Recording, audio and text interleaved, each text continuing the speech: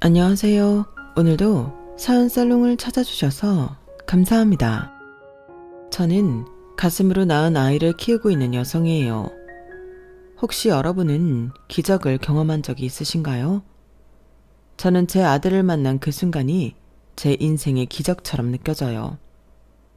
사실 저희 부부는 첫 아이를 떠나보낸 경험이 있어요.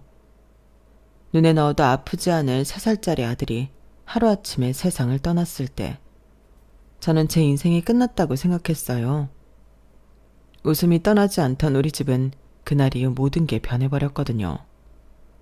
남편도 저도 각자의 슬픔이 너무도 커서 서로를 위로할 여유조차 없었어요. 아이가 병에 걸린 게 누구의 탓도 아니었는데도 그때는 원망할 대상이 필요했던 것 같아요. 남편은 그 대상을 저로 택했고 저 역시 그 대상을 남편으로 택했다는 게 문제였죠. 아이가 떠난 그날부터 우리 부부는 서로를 물어뜯고 모든 걸 상대의 탓으로 돌리면서 하루하루를 버텼던 것 같아요. 그렇게라도 하지 않으면 정말 죽을 것 같았거든요. 그랬던 우리 부부를 살린 건 다름 아닌 우리 둘째 아들이었어요. 우리 부부가 가슴으로 낳은 그 아이였죠. 그럼 지금부터 우리 가정에서 일어난 기적 같은 사연을 전해드릴게요. 어린아이들이 1년 중 가장 기다리는 날이 언제인지 아세요? 바로 어린이날과 크리스마스, 그리고 생일이에요. 그중 생일은 단연 최고의 날이었죠. 그만큼은 뭘 잘못해도 덜 혼나고 먹고 싶은 거, 가지고 싶은 걸 마음 놓고 사달라고 조를 수도 있으니까요. 하지만 저는요, 제 생일날이 세상에서 제일 싫었어요. 그날은 제가 세상에 태어난 날이 아니라 부모한테 버려진 날이었기 때문이에요. 솔직히 저는 그날을 기억하지 못해요. 보육원 선생님이 얘기해 주셔서 그런가 보다 하고 있는 거죠. 제가 보육원에 오게 된 건 5살 무렵이었대요. 종점에 도착한 버스 뒷자리에 잠들어 있는 걸 버스 기사 아저씨가 파출소에 데려다 주셨고 밤이 되도록 저를 찾는 사람이 없자 시설에 임시로 보내졌다더군요. 임시 보호기간이 지나도록 제 부모님은 저를 찾아오지 않으셨어요. 그렇게 저는 시설에서 살게 된 거예요. 시설 원장님 말씀으로는 몇 살이냐고 묻는 말에 제가 손가락을 5개 펼쳐 보여서 5살이라는 걸 알 수 있었고, 이름이 뭐냐는 말에 최수아라고 대답해서 제 이름을 알 수 있었다더군요. 하지만 너무 어려서 그랬는지 제 생일은 모르더래요. 그래서 생일은 임시보호소에 들어간 그날을 제 생일로 적으셨다고 했어요. 그러니 서류상 제 생일은 제가 버려진 날인 셈이었죠. 어릴 때야 그런 사실을 몰랐으니 생일이 되면 그저 좋은 줄로만 알았어요. 보육원 선생님이 케이크도 사주시고 조촐하게나마 생일 파티도 열어주셨거든요. 하지만 정확히 제 생일날 했던 건 아니고 같은 달에 생일이 있는 친구들을 하루 날 잡아서 공동 생일 파티를 열어주는 거였어요. 그래도 그때는 그런 생일이라도 신나고 좋더라고요. 중학교에 들어가면서 내 생일에 얽힌 비열을 듣고는 그렇게 좋아했던 생일날이 저주스럽게 느껴지기 시작했지만요. 비록 시설에서 부모 손이 아닌 선생님들과 자원봉사자분들의 도움을 받아 자라긴 했지만 제 입으로 고아라는 말을 안 하면 아무도 제가 어려운 환경에서 자란 아이라는 걸 모를 정도로 저는 구김이 없고 밝은 아이였어요. 천성이 그런 건지 아니면 어른들한테 이쁨 받으려고 본능적으로 그랬던 건지는 잘 모르겠지만요. 그런 성격 덕분에 저는 9살이 되던 해 입양이 되었어요. 양부모님은 약사부부였는데 아이가 생기지 않아서 마음고생을 하다가 입양을 결정하게 된 거였죠. 제가 있던 시설에 봉사활동으로 몇 번 오셨던 분들인데 아이들 중 유독 밝았던 제가 눈에 들었던가 봐요. 입양을 결심한 뒤에도 바로 저를 데려갈 수는 없어서 주말마다 시설에 찾아와 저와 함께 시간을 보내주셨어요. 그러면서 양엄마와 많은 얘기를 나눌 수 있었어요.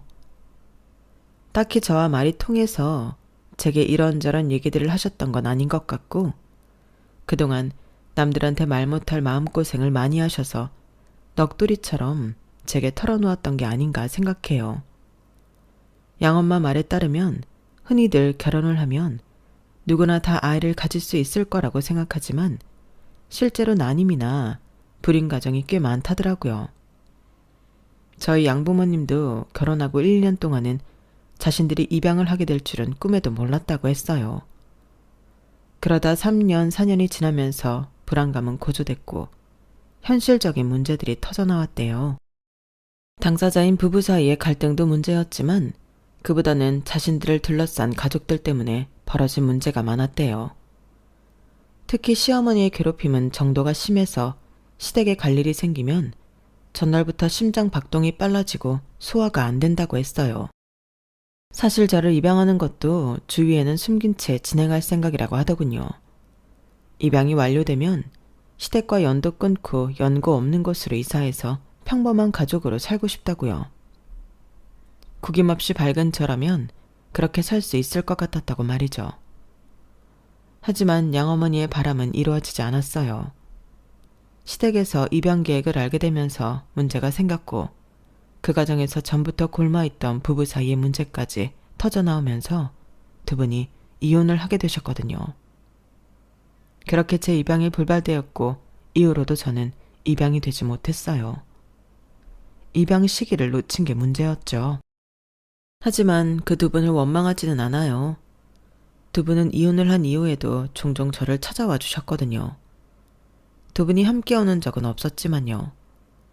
제가 중학교에 들어갈 때까지도 제 생일마다 시설에 찾아와 주셨던 양엄마는 제가 중학교 2학년이 되던 해 재혼을 하셨어요. 상대 남자분이 아내와 사별하고 어린 아들과 함께 사시는 분이어서 양엄마는 꿈에 그리던 엄마가 되셨고 그렇게 저는 양엄마와 모녀관계가 될 기회를 완전히 놓치게 되었어요. 그래도 제가 여전히 그분을 양엄마라고 부르는 건 이후로도 제게 부모의 자리가 필요할 때마다 제 곁을 지켜주셨기 때문이에요. 제가 고등학교를 졸업하고 시설을 나가게 되었을 때 제가 살 곳과 첫 학기 대학 등록금도 마련해 주셨고 장학금을 놓쳐서 학비 문제로 휴학을 갈등했을 때도 제 등록금을 내주셔서 휴학 없이 무사히 졸업할 수 있었거든요. 양엄마는 저와 한 집에서 살지 않았을 뿐 정신적으로나 물질적으로 한순간도 제 엄마가 아닌 적이 없었어요. 늘 제 결정에 힘을 실어주셨고 제게 위기가 찾아왔을 때는 뒤에서 조용히 서포트를 해주셨어요. 딱 한 번만 빼고 말이죠. 수아야, 너 꼭 그 사람이랑 결혼을 해야겠니? 난 말이지 조금 걱정이 돼. 그 남자가 마음에 안 드는 게 아니라 어머니 자리가 아무래도 좀 그렇거든. 저는 대학을 졸업하고 들어간 첫 직장에서 지금의 남편을 만나 연애를 하게 되었고 사귄 지 1년 만에 결혼 얘기가 오가기 시작했어요. 양엄마한테 그 남자 집에 인사드리러 갔던 일을 말씀드렸는데 아무래도 그게 마음에 걸리셨던가 봐요. 제가 처음 시댁에 인사를 드리러 갔을 때 저희 시어머니께서 저를 보시고 이렇게 말씀하셨거든요. 예, 너는 어쩜 걱정 하나 없이 사내처럼 얼굴에 그늘이 하나도 없니? 모르는 사람이 보면 부모 잘 만나서 걱정 없이 편하게 사는 줄 알겠다. 부모 복 없는 너한테는 그게 복이라면 복이겠지? 그때 어머님한테 들은 말에 상처를 받았다는 말을 양엄마한테 했었는데 내내 그 말에 신경이 쓰이셨던가 봐요. 제 딴엔 어디다 하소연할 데도 없고 해서 투정 부리듯 한 말이었는데 괜한 말을 한 것 같았어요. 그 얘기를 듣는데 내 첫 시어머니 생각이 나더라. 임신이 안 돼서 난임 치료를 받느라 몸도 마음도 너덜너덜해진 때였는데 그때 시어머니가 그러셨거든. 내가 처음 인사 갔던 날 내 얼굴을 보시곤 팔자가 사나운 애라는 걸 눈치챘었다나 뭐라나. 그래서 결혼도 반대했던 건데 기를 쓰고 하더니 이런 꼴을 당하게 됐다고 얼마나 나를 원망하던지 몰라. 애가 안 생긴 것도 내 얼굴에 덕지덕지 붙어있는 그늘 때문이라고 툭하면 그 소리를 하시는데 지금 생각해도 치가 떨린다. 남편이라는 인간은 입 꾹 다물고 아무 말도 안 하고 있었는데 그게 더 꼴 보기 싫었어. 애가 안 생긴 게 내 탓만은 아니잖니. 자기한테도 문제가 있는 건데 자기 부모 앞세워서 온전히 내 탓으로 돌리는 것 같았다니까? 그래서 말인데 조금이라도 너한테 부정적인 생각을 가진 집에는 안 가는 게 좋아. 나중에 나처럼 후회할 일이 생길지 모르니까. 네 남편이 네 바람막이가 되어줄 거라는 기대도 하지 말고. 내가 너무 걱정이 앞서는 건지 모르겠지만 난 네가 어디 가서든 사랑받고 살았으면 좋겠어. 넌 정말 사랑스러운 아이니까. 양엄마의 진심을 저라고 모르는 건 아니었어요. 하지만 눈에 콩깍지가 씌인 상황에선 주위에서 아무리 좋은 말을 해줘도 들리지 않게 마련이에요. 다행히도 양엄마의 걱정이 반은 맞고 반은 틀린 셈이었지만요.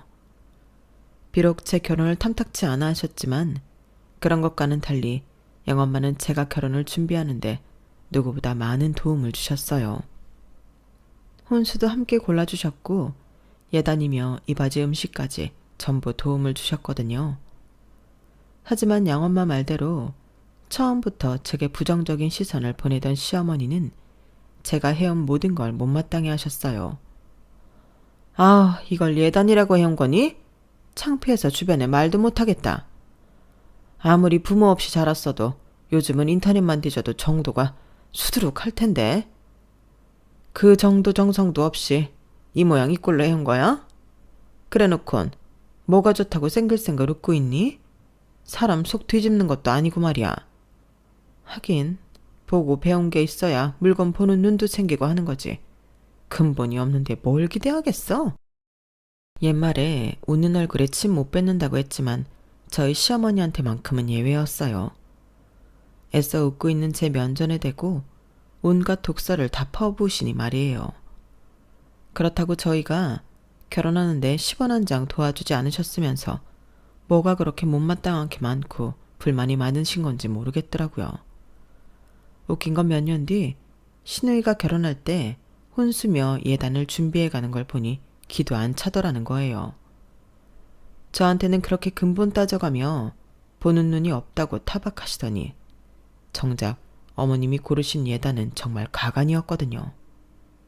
결국 신우이가 울고불고 난리를 치면서 그딴 걸 어떻게 가져가냐고 난리를 쳐서 제가 싹 다 다시 준비해줘야 했어요. 그 일이 있은 뒤로는 시어머니도 제게 안목이니 뭐니 하는 소리는 못하게 되셨어요. 거기다 제가 시집 온 그해 겨울 아들을 낳자 어머님도 더는 타박을 안 하시더라고요. 눈에 넣어도 아프지 않은 손자를 보는 재미에 빠져서 못마땅한 며느리는 생각할 겨를이 없으셨거든요. 시어머니만큼이나 저희 아들을 꿀이 뚝뚝 떨어지는 눈으로 바라보시는 분이 있었는데 바로 제 양엄마였어요. 세상에 어쩌면 이렇게 예쁠 수가 있니? 천사가 따로 없다. 아유 하고 하품하는 것 좀 봐. 아유 요 녀석이 눈에 밟혀서 내가 요새 약국일이 손이 안 잡힌다. 이번에도 사진 좀 잔뜩 찍어 가야겠어. 휴대폰에 저장해둔 요 녀석 사진 보는 게 요즘 내가 사는 낙이잖니. 우리 아들이 하품하는 것부터 똥기저귀 가는 거, 배고파서 칭얼대는 거 등등 거의 모든 행동을 다 사진에 담아가셨어요. 길 가다 자꾸 예쁜 것만 보면 우리해준다고 사오시고 신발에 속옷에 한복까지 저희 집에 오실 때마다 한보따리를 가져오셨죠. 그것도 죄다 비싸고 좋은 것들로만요. 그래서 이제 그만 사오시라고 그랬더니 예, 내가 애들도 다 키운 마당에 내가 돈 쓸 데가 어딨니? 나한테 기쁨 주는 우리 손주인데 이 정도 못 해주겠어? 요 녀석 대학도 내가 보내줄 거야. 유학도 보내주고 첫 차도 내가 사줄 거라고. 수아 너한테 못 해준 거 네 아들한테 다 해줄 생각이니까 거절하지 마. 내 욕심이고 내 만족이니까. 알았지? 제게 친정엄마가 있다고 해도 양엄마처럼 잘해주시지는 않을 것 같았어요. 저희 부부도 그렇고 양엄마도 그렇고 요 작은 녀석 하나 덕분에 얼굴에서 웃음이 떠나지 않았어요. 그리고 그건 시어머니도 마찬가지였어요. 손주 낳아줬다고 이제는 어엿한 며느리 대접을 해주셨으니까요. 앞으로 더는 시어머니 독설을 안 듣고 살 수 있겠다고 생각했죠. 하지만 그건 섣부른 바람이었나 봐요. 폭풍 전 고요처럼 한동안 잠잠했던 날들이 지나고 제 인생에 있어서 가장 큰 시련이 닥쳐왔어요. 당시 저는 아이가 어린이집에 갈 수 있는 나이가 돼서 다시 일을 시작했던 때였어요. 3년 넘게 경력이 단절된 터라서 새로운 직장에 적응하느라 한창 바쁜 때였죠. 제 딴엔 일도 육아도 제대로 해보려고 노력을 했지만 몸이 마음을 따라주지 않았어요. 아무래도 집에서 살림만 하던 때보다는 아이한테 신경을 덜 쓰게 되었거든요. 그래도 다행인 게 우리 아들이 어린이집에 가는 걸 좋아했다는 거예요. 주변의 워킹맘들 얘기를 들어보면 아침에 어린이집에 가기 싫다고 떼쓰는 아이를 떼어놓고 출근하는 게 세상에서 가장 힘든 일이라고 하던데 저는 그런 걱정은 없었거든요.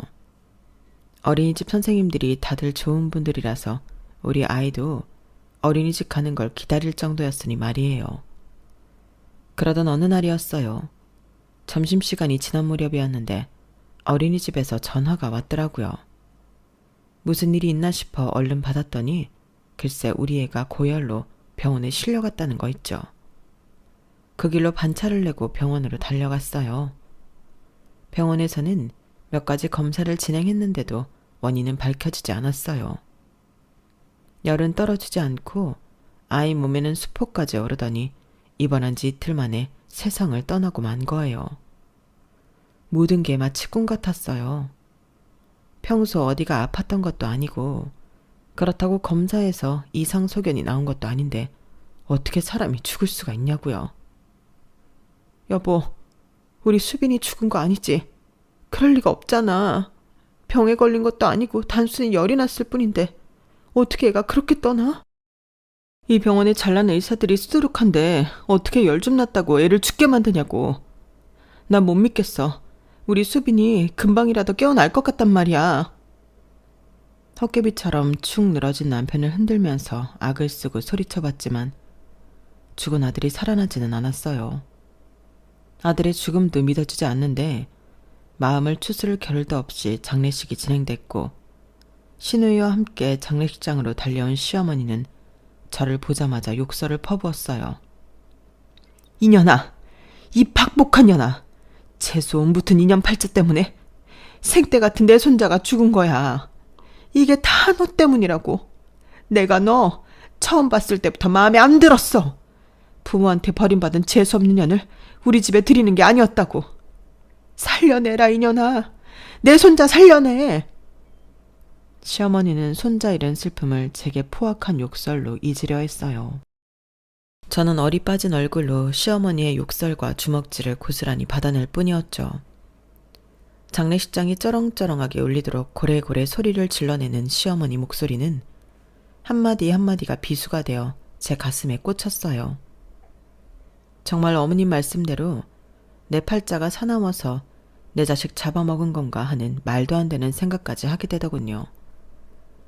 장례식장 담당자와 장례 절차 설명을 듣고 안으로 들어오던 남편은 바닥에 주저앉은 채 시어머니의 욕바지가 된 저를 보고는 달려와 소리쳤어요. 제발 좀 그만하세요. 자식 잃은 사람한테 그게 할 소리예요. 엄마 아니어도 이 사람 며칠째 밥도 못 먹고 잠도 못 자고 살아요. 산 송장처럼 숨만 겨우 쉬고 산다고요. 힘든 걸로 치면 우리 수빈이를 10달 동안 품었던 이 사람이 힘들지 엄마가 힘들어요. 그러니까 제발 그만 좀 하라고요. 내 아내 좀 내버려 두란 말이에요. 경고하는데 한 번만 더 수아한테 전화하면 그때 나 엄마랑 영 끊을 테니까 그런 줄 아세요. 남편은 저를 일으켜 세워 장례식장 안쪽에 자리한 방으로 데려갔어요. 그리고 양엄마를 불러 저 좀 돌봐달라고 부탁했어요. 무슨 정신으로 버텼는지 모를 아들 장례식이 끝나고 납골당에서 나오는데 남편이 양엄마를 불러 세웠어요. 그리고는 눈물이 그렁한 눈으로 그러더군요. 수아가 밥도 안 먹고 잠도 안 자요. 이러다 이 사람까지 잘못될까 두렵습니다. 어머님께서 수아 곁에 서 있어주세요. 제발 우리 수아 좀 살려주세요. 제가 이렇게 부탁드릴게요. 자식 잃고 아내까지 잃을지 모른다는 생각에 남편은 울먹이며 부탁을 했고, 그 부탁을 뿌리치지 못했던 양엄마는 그날 밤 바로 옷가방을 싸들고 저희 집으로 오셨어요. 그리고는 마치 제 그림자처럼 24시간 제 옆에 붙어서 저를 씻기고 먹이셨죠. 안 먹겠다고 투정을 부리면 호통을 치기도 하고 달래기도 하면서 어떻게든 제 입에 먹을 걸 넣어주셨어요. 잠도 늘 저와 한 침대에서 주무시면서 제가 몽유병 환자처럼 침대에서 빠져나가면 어김없이 쫓아와 저를 끌어안고 등을 쓸어주셨어요. 괜찮아. 다 괜찮아질 거야. 양엄마의 다정한 목소리에 그제야 정신이 든 저는 주저앉아 통곡했어요. 그럴 때마다 양엄마는 제 손을 꼭 잡아주셨죠. 그 바람에 저는 참고 있던 울음이 터져버렸고 한 번 터진 울음은 쉽게 멈추지 않았어요. 급기야 어깨까지 들썩일 정도로 대성통곡을 하게 되었죠. 양엄마는 그런 저를 꼭 끌어안고는 등을 쓸어주시면서 괜찮아, 괜찮아. 참지 말고 실컷 울어. 엄마가 옆에 있어 줄 테니까. 눈치 보지 말고 울어버려. 넌 잘못한 거 없어. 그러니까 미안해하지도 말고 절대로 네 탓도 하지 마. 괜찮아. 다 괜찮아. 그때 양엄마가 없었다면 저는 정말이지 그 순간을 어떻게 버텼을지 모르겠어요. 그렇게 열흘 가까이 집에서 저를 돌봐주신 양엄마 덕분에 저는 다시 기운을 차릴 수 있었어요. 캄캄한 터널을 걷는 것 같은 시절을 양엄마 덕분에 잘 넘길 수 있었던 거죠. 하지만 그때 아이를 잃은 이후로 좀처럼 아이는 생기지 않았고 늘 마음 한구석이 무거웠어요. 신우이가 시댁에 애를 데리고 올 때면 저도 모르게 아이한테서 눈이 떨어지지 않았어요. 우리 아들이 죽지 않고 살아있다면 신우이 애보다 조금 더 컸겠지? 내 아이를 떠올리며 생각에 잠겨있을 때면 어김없이 시어머니의 타박이 시작됐어요. 지 자식도 못 지키는 게 청승은 왜 떨어? 네가 그렇게 재수없이 구니까 애도 안 생기는 거 아니냐? 아휴, 이러다 우리 집 대 끊어지는 게 아닌가 모르겠다.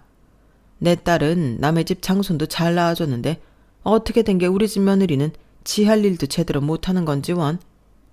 나는 네 나이 때 밭일에 집안일에 내 할 일 다 하면서도 아들 딸 낳아 키우고 시부모 부양까지 했다. 근데 넌 뭐 하는 게 있다고 생떼 같은 자식을 잃어놓고도 다시 애 낳을 생각을 안 해. 정 네가 못 낳겠으면 우리 승우더러 밖에서라도 애 낳으라고 그래라.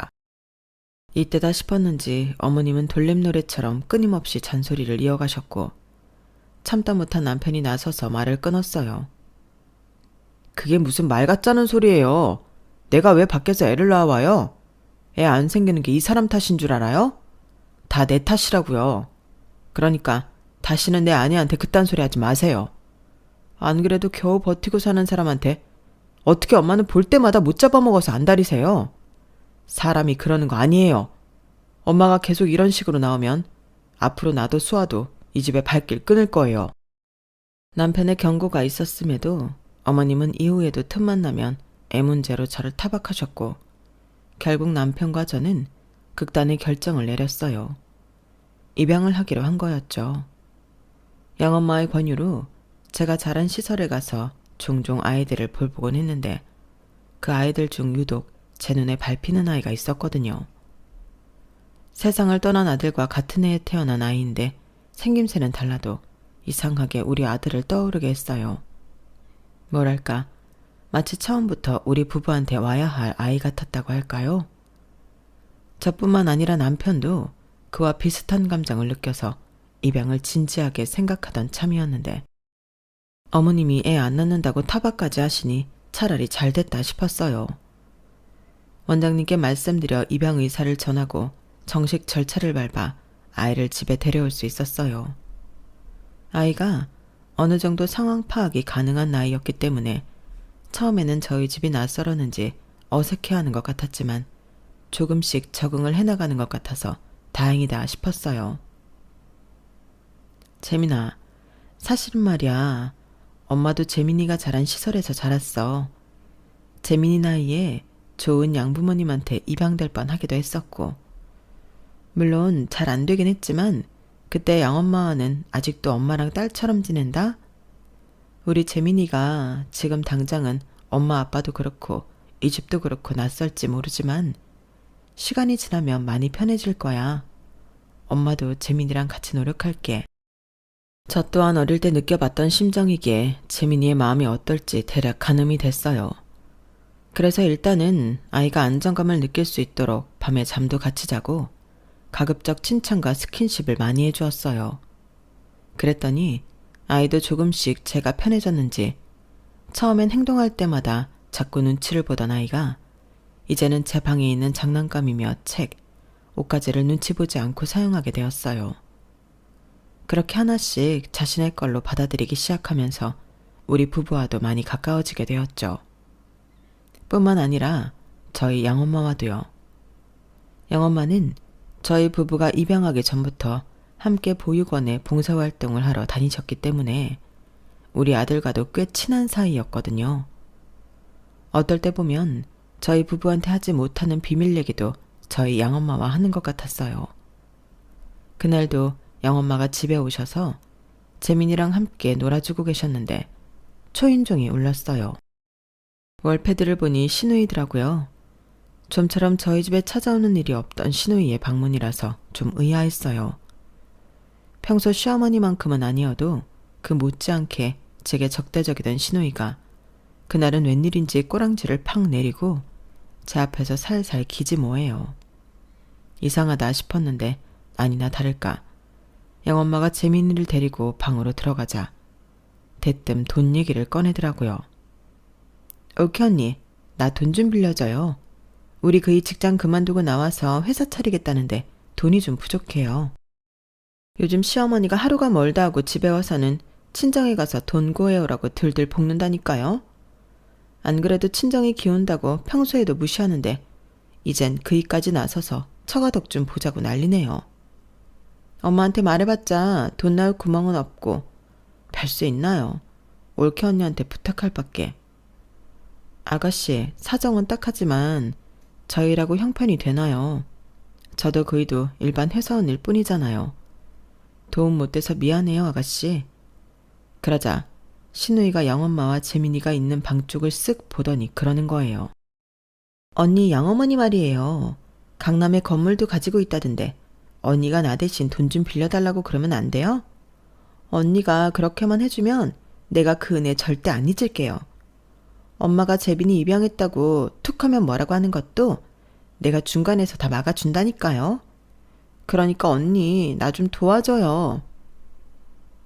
저희가 신혼 때부터 살던 전셋집을 나와 지금 사는 아파트를 살 때 이미 양엄마의 도움을 받았던 터라 또다시 돈 문제로 신경 쓰시게 하고 싶지 않았어요. 더군다나 시누이라면 돈이 있어도 안 빌려주고 싶은 심정이기도 했고요. 그래서 거절을 했더니 애처럼 울먹이며 돌아가더라고요. 그런데 그 일이 있고 얼마 뒤 돈을 어디서 구했는지 시누이 남편이 회사를 차렸다는 연락이 온 거예요. 잘됐다 싶으면서도 한편으로는 이번에 돈 안 빌려준 걸로 시누이가 한동안 못살게 굴겠구나 싶었죠. 그런데 웬걸? 시댁에서 마주칠 때마다 오히려 제게 살갑게 굴더라고요. 어머님이 제게 한 소리 하시면 자기가 나서서 말을 끊기도 하고 가끔은 어머님 들으시도록 제 칭찬도 하고 말이죠. 해가 서쪽에서 뜰 일이다 생각했어요. 하도 신기해서 일이 잘 풀리니까 마음도 유해진 건가 하는 생각까지 했다니까요. 그런데 재벌은 남 못 준다고 시누이가 제 본성을 드러내는 일이 생긴 거예요. 어머님 심부름을 하느라 남편 없이 재민이만 데리고 시댁에 가게 됐는데 마침 거기에 시누이랑 시누이 딸이 와 있더라고요. 시누이 딸 생일이라서 어머님 모시고 저녁 먹으러 가려고 왔다더군요. 모르면 모를까 시누이 딸 생일이라는데 어떻게 모른 척 하겠어요. 그래서 용돈이라도 주려고 지갑을 열었는데 마침 5만 원짜리 한 장이 있더라고요. 요즘은 카드를 쓰거나 땡땡페이를 주 사용해서 현금을 가지고 있는 일이 드문데 다행이다 싶었어요. 따로 봉투는 준비가 안 돼서 시누이 딸을 불러 손에 돈을 쥐어주었어요. 예림아, 오늘 생일이라며? 이걸로 예림이 가지고 싶은 거 사. 예림이 생일인 걸 몰라서 선물 못 사와서 주는 거야. 생일 축하해. 신우이 딸은 멀뚱히 저를 바라보다가 지 엄마한테 가서 제가 준 돈을 툭 던져줬어요. 신우이가 이게 뭐냐고 물었더니 애가 저를 손가락으로 가리키더라고요. 그때까지만 해도 신우이가 빈말이라도 뭘 애한테 돈을 다 주고 그러냐고 할 줄 알았는데 글쎄 제가 있는 자리로 성큼성큼 걸어오더니 다짜고짜 제 뺨을 때리며 그러지 뭐예요. 누굴 거지 새끼로 알아. 내가 돈 좀 빌리러 갔었다고 우습게 보이는 모양이지? 당장 우리 예림이한테 사과해. 사과하라고. 신우이는 눈을 부릅뜨고 저를 죽일 듯이 달려들었어요. 처음엔 신우이가 뭔가 오해를 해서 그런가 보다 했는데 그게 아니라 제가 준 돈 액수가 적어서 그랬던 거더라고요. 솔직히 어이가 없었어요. 5살짜리 아이한테 5만 원 용돈 준 게 그렇게 적은 액수인가요? 신우이가 난리를 치자 시어머니까지 달려와 모녀가 쌍으로 저를 비난하기 시작했고 결국 제가 미안하다고 사과를 하는 선에서 끝이 났어요. 그런데 얼마 뒤 생각지도 않은 일이 벌어진 거예요. 신우이가 울면서 저희 집에 찾아와 무릎까지 꿇고 싹싹 빌지 뭐예요. 올케 언니, 내가 잘못했어요. 내가 잠깐 눈에 뭐가 씌었었나 봐요. 내가 언니한테 그러면 안 되는 거였는데 정말 죽을 죄를 지었어요. 그러니까 언니네 영어머니한테 말 좀 잘해주세요. 빌려주신 돈 당장 돌려달라고 하시면 저 그이한테 이혼당해요. 제발 나 좀 살려주세요. 네? 알고 보니 처음 우리 집에 돈을 빌리러 왔던 날 저희 양엄마가 신우이 사정을 듣고는 따로 연락을 하셨던가 봐요. 입양 문제로 시어머니한테 공격당하는 게 마음에 걸렸던 양엄마는 신우이한테 저 좀 돌봐달라는 조건을 걸고 3억을 이자도 없이 빌려주셨더라고요. 그런데 신우이가 자기 딸한테 용돈 5만 원 줬다고 제 뺨까지 떼인 걸 알고는 당장 돈 돌려달라고 연락을 하신 거 있죠. 시댁에서 있었던 일을 양엄마가 어떻게 알았냐고요? 그게 참 우리 재민이를 통해서 아셨더라고요. 외할머니가 고모가 엄마 괴롭히면 말해달라고 그랬어. 외할머니가 혼내주신다고. 그때 고모가 엄마 막 때렸잖아. 그래서 내가 외할머니한테 말해줬지. 초롱초롱한 눈으로 또박또박 말하는 재민이를 보니 기분이 참 묘하더라고요. 그 어린 게 엄마를 지키겠다고 외할머니의 간자노릇을 했다는 게 귀엽기도 하고 기특하기도 해서 울컥한 거 있죠. 결국 양엄마는 신우이한테 빌려줬던 돈을 고스란히 돌려받으셨어요. 그 바람에 이혼을 당하지 않을까 걱정했던 신우이는 다행히 이혼은 면했지만 시댁에서 찬밥 신세가 됐다고 하더군요. 그리고 그날 제가 시댁에서 신우이와 어머님한테 당한 일을 재민이를 통해 전해들은 남편은 불같이 화를 내며 시댁과 연을 끊어버렸어요. 이런 사정을 다 들으신 양엄마는 제게 그러시더군요. 전직약사인 내가 무슨 돈이 있어서 네 신우이한테 3억이나 빌려줬는지 아니? 나 강남에 건물 있거든. 강남 알짜배기 땅에 있는 그 건물 말이야. 내가 어떻게 얻었는지 알아? 재혼하기 전에 시어머니께서 나를 불러 그러시더라. 내 배로 애 안 낳고 전처 자식 둘 잘 키워주면 자신 소유의 강남 빌딩 내 앞으로 해주시겠다고. 그래서 그러겠다고 했어. 너도 알다시피 내가 애를 못 갖잖니. 안 낳는 거나 못 낳는 거나 어쨌든 간에 시어머니 소원 들어드리면 되는 거 아닌가 싶어서 입 꾹 다물었지 뭐. 세상 참 재밌어. 첫 번째 시어머니는 내가 애 못 낳는다고 날 내쫓아냈는데 두 번째 시어머니는 애 안 낳는다고 건물까지 주시니 말이야. 인생은 살고 볼 일이다. 안 그러니? 양엄마는 씁쓸한 미소를 지으시며 저를 물끄러미 바라보셨어요. 그 모습을 보니 저 역시 기분이 참 묘하더라고요. 제가 양엄마와 같은 처지라서 그런가 봐요. 어릴 때 막연히 기적이라는 단어를 생각할 때면 홍해가 쩍 갈라지거나 죽은 줄 알았던 사람이 벌떡 일어나는 것처럼 절대로 일어날 수 없다고 믿었던 일들이 벌어지는 걸 떠올리곤 했었어요. 그런데 지금에 와서는 기적이란 인생은 살아볼 만한 가치가 있다고 깨닫게 되는 순간이 아닐까 생각합니다. 부모가 필요했던 아이가 우리 집에 오게 되고 사랑을 쏟을 자식이 필요했던 우리 부부가 그 아이를 만나게 된 것. 그게 바로 기적이 아닐까 생각하거든요. 상처 입은 사람들끼리 서로의 온기에 기대 살아갈 의미를 찾았으니 이보다 멋진 기적이 또 어딨겠어요? 아무쪼록 여러분의 인생에도 기적 같은 날들이 이어지기를 바랍니다. 지금까지 제 사연을 들어주셔서 감사합니다. 항상 행복하세요. 여러분, 사연 댓글에 응원과 현명한 조언 부탁드려요. 좋아요와 구독은 저에게 큰 힘이 됩니다. 오늘도 좋은 일 가득하세요.